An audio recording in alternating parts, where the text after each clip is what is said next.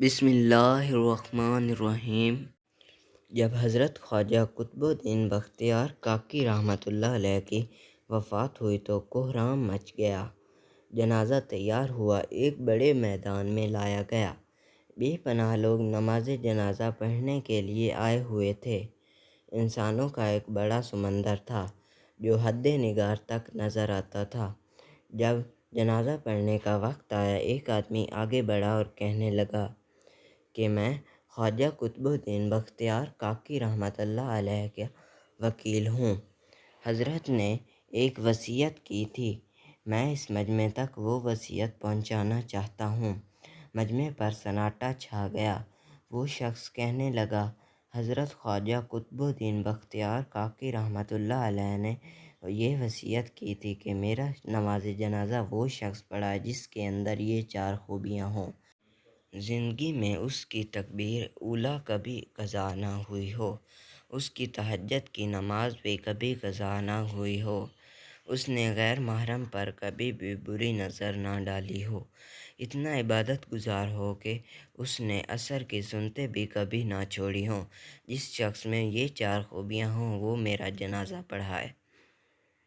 جب یہ بات سنائی گئی تو مجمع پر ایسا سناٹا چھا گیا جیسے مجمع کو سانپ سونگھ گیا ہو۔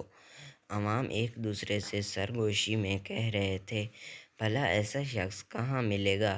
تو کوئی کہتا پایا گیا کہ لاکھ عبادت گزار سہی، لیکن کبھی نہ کبھی تو نماز چھوٹ ہی جاتی ہے۔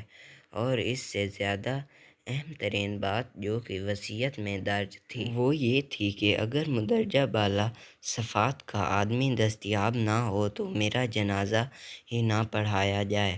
اور کافی دیر گزر گئی، کوئی نہ آگے بڑھا، اور پھر آخر کار ایک صاحب جن کے چہرے پر نقاب تھی، حضرت خواجہ قطب الدین بختیار کاکی رحمۃ اللہ علیہ کے جنازے کے قریب آئے، جنازہ سے چادر اٹھائی اور کہا، حضرت آپ خود تو دنیا سے پردہ فرما گئے مگر میرا راز فاش کر گئے۔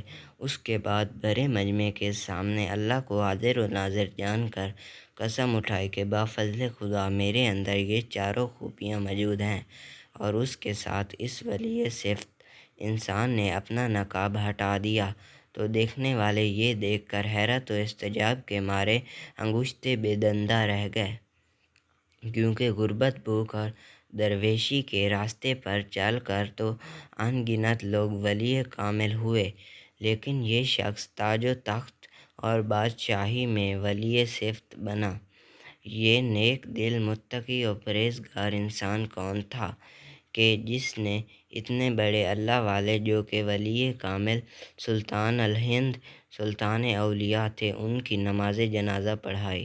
تو یہ صاحب ہندوستان کے بادشاہ جناب سلطان شمس الدین التمش تھے، جن کی صاحبزادی رضیہ سلطانہ نے بھی اپنی اعلیٰ صفات کی بنیاد پر ہندوستان کی عوام اور ان کے دل دونوں پر حکومت کی۔